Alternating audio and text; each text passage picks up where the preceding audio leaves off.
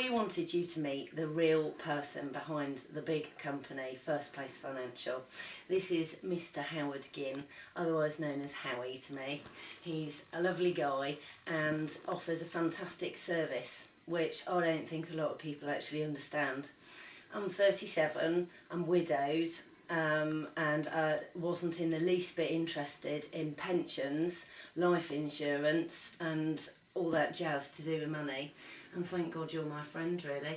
Well, thanks, Rihanna, for that, and hopefully we've steered you in the right direction. You've sorted my whole life out. So if it wasn't for First Place Financial, I would be up shit street without a paddle, really, wouldn't I? Let's be honest. Yeah, but now you got your house paid for. Yeah. Had a bereavement, and we've sorted all that out, so now your money is all sorted, so Yeah.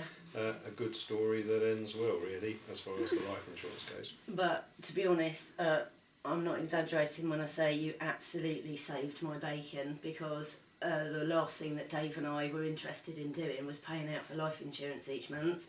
I think it was only 25 quid a month, wasn't it? But we couldn't afford it. We've 5 children, both self-employed, and we didn't really see the importance of it. And it was because of you telling us like it was that I'm in the position I am today, and that I can actually provide for my children. So how I met Howard was through his Yellow Pages ad, which is really funny because there were 3 heads, weren't there? That was years ago. Yes. It was, wasn't it? Yes. And I always wondered which head was going to come and visit me, and I got the one in the middle with the moustache. That's right. And he's turned out to be one of my best friends. In fact, I'd say he's like my dad now. So, Well, thanks, Rihanna. I mean it, he's Thank lovely. you. Thank you. Now, talk about pensions, because I'm still in the position where I think I'm too young to have to worry about pensions. I've got years of working. I'm self-employed, I'm passionate about my work, and there's no way that's going to stop. So why do I need to give you money for a pension? Well, in essence, a pension is a way of saving money for when you retire. And the problem is that if you leave it too late, then the system says that you can't get enough in too quickly to be able to do that. So it's all about how much money you've got in the pot when you come to retire.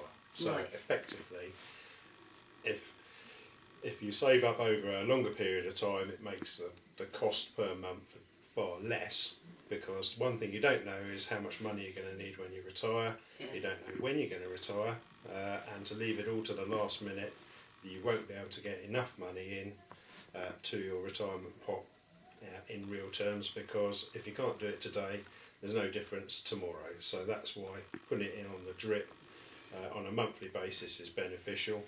There's lots of things we can do with it when you get to retire, which is other sections on our website. So What, to make more money out of the money that's there?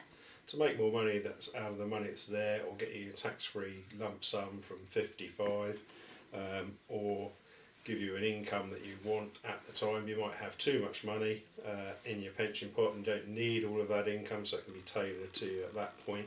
But the whole essence of it is that you need to save now for tomorrow later. Yeah. effectively. So after what's happened to me, losing Dave, I've got that. I understand that you don't know what's going to happen tomorrow, and that you need to be prepared financially. But from the point of being, mid-30s, 5 very young children, I can't find the money to be able to put it away at the moment for something that I'm going to need when I'm like 60, 65. So help me out there.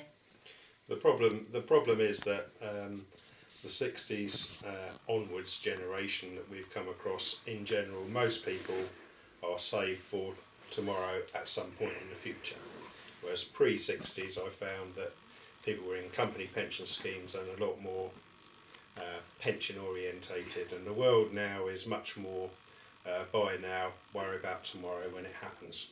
And you can't do that in relation to a pension, because all you'd have to look forward to is your state pension, and people living on £100 odd a week state pension, they're in the poorhouse, and you've got to have your house paid for. If you haven't got it, no, you couldn't. No. And if you haven't got your house paid for, then you're going to be in trouble because you've got rent to pay. So, whilst we can spend all of your money protecting you, there has to be a balance between your living and protecting and saving for the future. So even if it's £20 a month, it's making a difference. Only £240 a year, Yeah.